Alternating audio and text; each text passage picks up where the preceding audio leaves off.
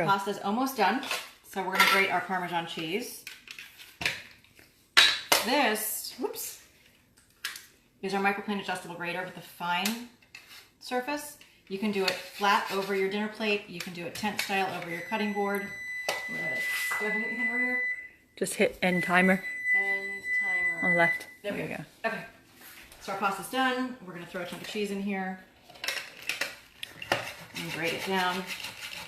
One of my team members has 2 really cute kids, Lainey and Steven, and they call this snow cheese. Oh yeah. It comes out like little snowflakes. It's my favorite way to do cheese for pasta because it melts the minute it hits the pasta. Can you zoom in real close so you can see? It just looks like a pile of snow.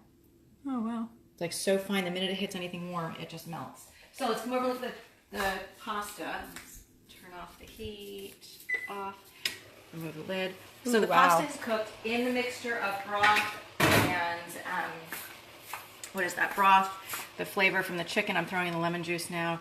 There's some onions and garlic in there. So we're throwing in some lemon juice. We're throwing in, and this is the weird ingredient, but this makes it wonderfully creamy. Some cubed cream cheese. You want to kind of spread it out so it melts down real quick, because if you just put in big chunks, it's going to become big old chunks of cheese. So I'll put in a little bit of time and kind of squish it in there so it melts in. Would it maybe help if you microwave it a little bit before you put it in? Or? No, because then it becomes one big glob. Oh, I see. It seems better to keep it in little squares. Okay. Because yeah, I did try microwaving it once and it just went in one great big glop. Yeah. And then like that. So you want to kind of spread it out. Sort of like when you're cutting butter into a pie crust. Okay. You want to kind of spread it around. So that's going to start to melt in, and that's going to give us a nice creaminess to the sauce. If you've ever gone to the Cheesecake Factory and ordered their chicken piccata, whoops, I'm knocking things out of the pan.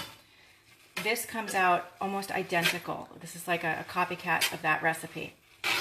And I hardly ever get there anymore, but anytime I do, that's what I order. But now that I know how to make it at home, it saves me a whole lot of money. Mm. Where did we put the tongs? I had the tongs earlier. In the sink. Ah. Easier way to move this around at this point. And then we're going to throw in some artichokes. Oh, we don't throw the chicken back in there. Gorgeous, gorgeous chicken.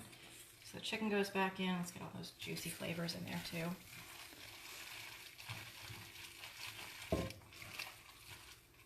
And I kind of just keep mixing so you can get all that creaminess incorporated.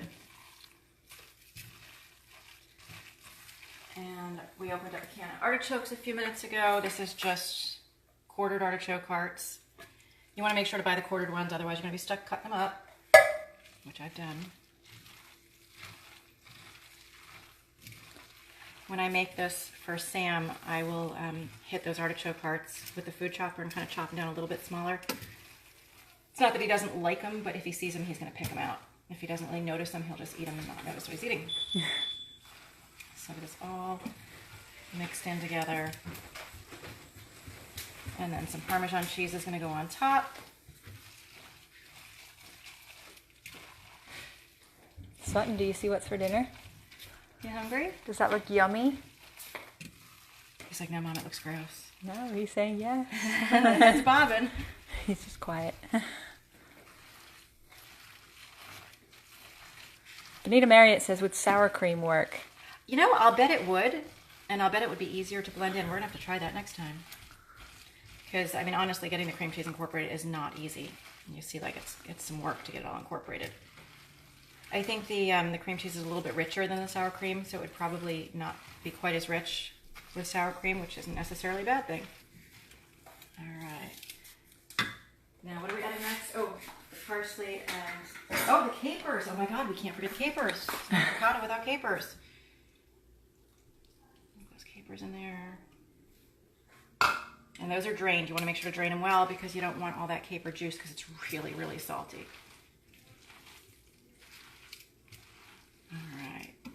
Yes, Benita, that was angel hair pasta. Yep, angel hair pasta. That's why it cooks so quickly. If you try to do this with regular pasta, you'd have to cook it like regular spaghetti. You'd have to cook it a little bit longer. And we're all about fast. Fast and easy. All right. some Parmesan cheese on top.